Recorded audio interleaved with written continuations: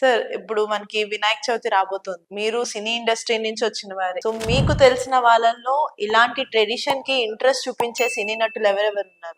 గతం తలుచుకుంటే కొంచెం చాలా ఆనందంగా ఉంటుంది, చాలా బాధగా ఉంటుందన్నమాట. ఎన్టీ రామారావు గారు నిష్ఠగా జరుగుతారు.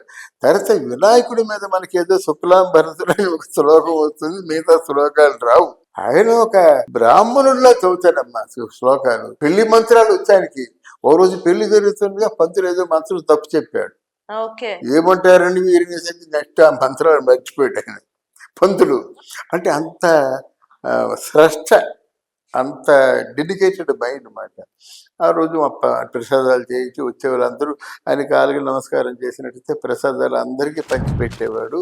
ముందు వచ్చే వారందరికీ అరకప్పుతో టీ ఇచ్చేవాడు. చిన్న కప్పు ఉండేది, దాంట్లో సగం అందరికీ టీ ఇచ్చేవాడు. చాలా వైభవంగా ఉండేది.